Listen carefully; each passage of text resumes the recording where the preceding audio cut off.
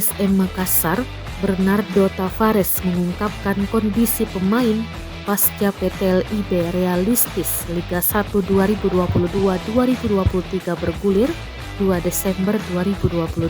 Pemain mulai jenuh, mereka butuh pertandingan kompetitif untuk meningkatkan motivasi bermain. Hal itu disampaikan Bernardo pada Kamis 17 November 2022. Inilah pemain rasakan sekarang, latihan terus, namun motivasi mereka hanya ada di pertandingan kompetitif.